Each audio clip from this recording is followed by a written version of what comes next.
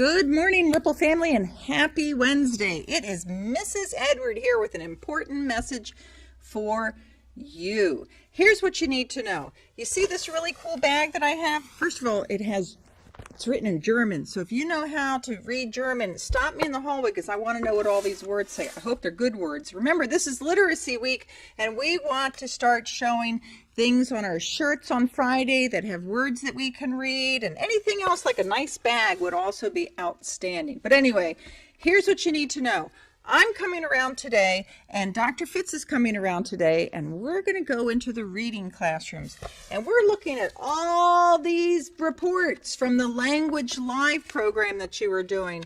And we're going to be looking for those students in every reading class that have spent 100 minutes or more in the Language Live program last week. So for example, this is Miss Aruka's third and fourth period class. It's only half the class, so don't panic if you don't hear your name.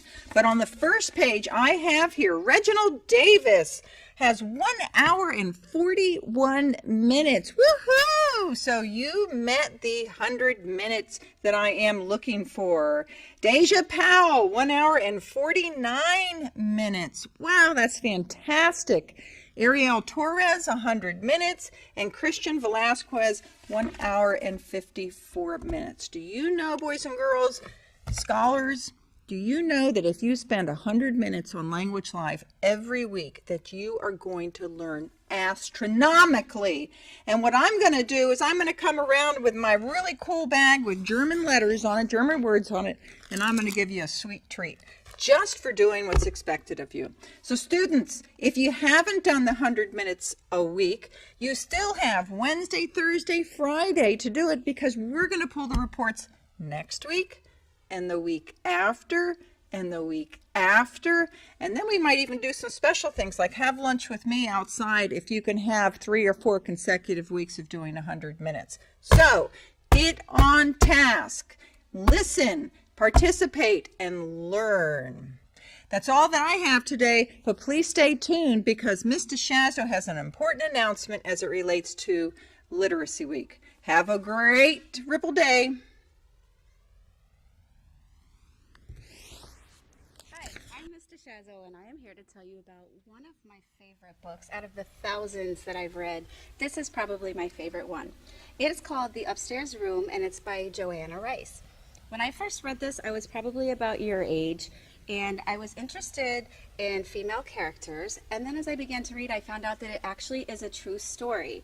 So if you like fiction, or if you like historic books that are based on historical people, but it reads like fiction, you'll like that. So this is about a girl who was trapped in an upstairs room during the German invasion of Holland. She was small and her sister lived with her, and because they were Jewish, they were in danger. And a stranger family was very kind, they didn't know them, but were very kind to take them in and keep them.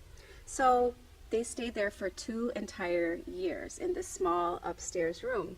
I really related to this book because I think about sometimes when I'm really hyper or I can't sit still, and I think about how they had to sit there silently for 2 years with no internet, no TV, no books, and they had to be still and quiet because they lived in fear of their lives. So it's an awesome book. I'm not going to tell you how it ends, but if you want to check it out, I have it in my library, and Mrs. Alexander is going to order it for our library.